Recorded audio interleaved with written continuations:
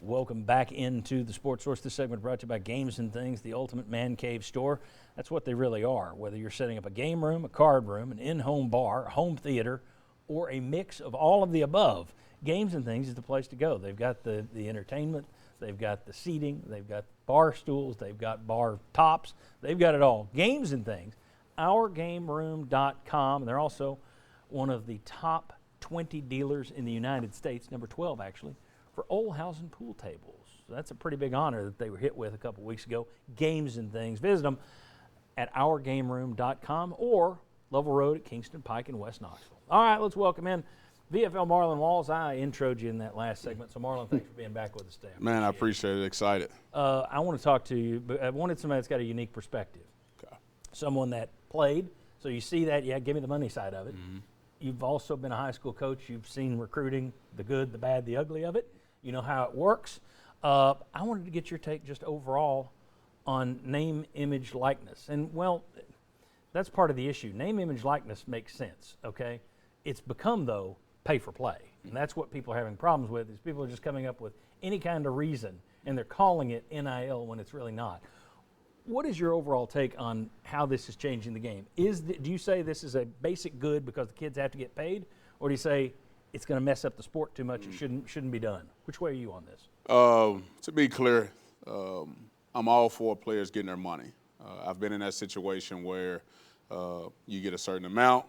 When that certain amount runs out, you're calling home, trying to ask mom or dad for something because you're running out. So I'm all for players getting their money, just to be very, very clear. And you played at a time before the schools were even allowed to give out the stipends, which they do now. I think the Cost SEC of attendance. Cost of attendance, yes. yeah. Which, Tennessee gives out, 5,000, 6,000? 5,600 roughly. 5,600. So you would have another 5,600 to play without the NIL, which I would have blown through that pretty quickly in my day. Right.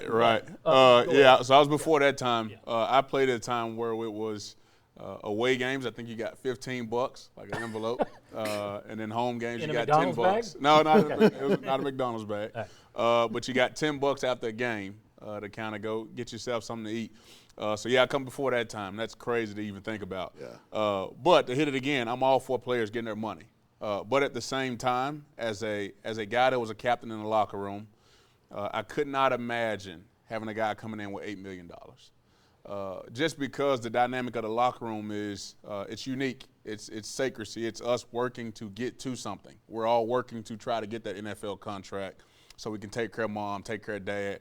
So to have a guy come into the locker room making that amount of money, first of all, what would be mind-blowing. But then what we've got to be super careful with, just me watching the last couple of weeks, is that dynamic of the locker room. Now you're paying for play. Now you have guys coming in that's transferring in totally for NIL dollars. Right. And as a captain, that's hard. Like, who do you take that up with? The coaching staff, or you take it up with that player? Because you've worked so hard to get to this point as a team, and now somebody else is coming in, and you know it's not because of the team, it's because of how much money he's being paid. That's a little different. I could see an issue. Let's say if NIL had been a year earlier, Tennessee would have spent big bucks on Joe Milton. And then Hendon Hooker lands the job, and he doesn't make the money Joe Milton makes. I could see that being an issue not only between those two players, but couldn't that create camps and factions inside the locker room? I'm with this guy, or I'm with that guy. I mean, right. I would think if somebody comes in and you're Mr. Hot Shot recruit, and you're recruited to be on the defensive line, and all of a sudden you're a backup, and he's getting big money, and he's not producing, that would bother me if I'm the guy who's the backup and I'm producing, and I'm not getting paid on top of it. Well, I think with that dynamic, now you jump into something totally different. Now is the coaching staff playing this guy because of NIL dollars. He's in an agreement with somebody that gives to the university already. So now, and I don't know if would that take place, but UT fans have heard that from parents writing letters to the Sentinel that somebody else's son is playing quarterback because their family gives more money to UT than my family does. That was 20 years ago, 15 years ago, but that's actually happened here. So, and parents are always going to feel that way. Right, no doubt. I think it's a complicated situation. Like I said, I'm all for. I've been on the other side of it, not having enough money to pay your phone bill, right? That really happens. To now being on the other side of one guy's making so much money, it's kind of hard to even govern that guy as a team captain because you got $8 million in your pocket. There's a lot. You're listening to 8 million little presidents. Right. It's a little different. So I think we got to be super careful in this NIL deal situation. Let me ask you how this would impact you or a locker room. This week there were a couple of stories that came out. Isaiah Wong's a Miami basketball player. He had a representative for him, and some of these guys are NFL agents who are acting as NIL agents. But remember, you can't sign with an agent. You can't sign with an agent and maintain your eligibility unless it's an NIL agent. That's okay. Just craziness. But anyway, Isaiah Wong was at Miami and he saw a bunch of transfers coming in. His agent came out and said he needs money or he's hitting the transfer portal. Now he came out and said, no, I'm staying. That wasn't true. My guess is they gave him the money that he wanted. Jordan Addison, who you may not see at Pittsburgh this year, could be a good thing for Tennessee. The rumor was USC, other schools started offering him cash. He hits the transfer portal. So how do you look at that? If you've got a guy on your team, I could see it two ways. I could see you looking at a guy who doesn't have money for a taco, say, go get yours, man. I know what you got to do. Go get yours. I could also see, we're a band of brothers in here. What are you doing? You're going to leave us if somebody's going to pay you $2 more? Right. What's up? How does that work? I think, again, it goes back to how much of this is team. Will we lose that aspect of team football, which for a college guy, that's everything. That's the reason why you get up in the morning. That's the reason why you push yourself in those extra sprints. That's the reason why you make sure you're on time and you're doing what you're supposed to be doing. When you have guys in and out of the locker room or threatening to leave because of money, how much of that is a team?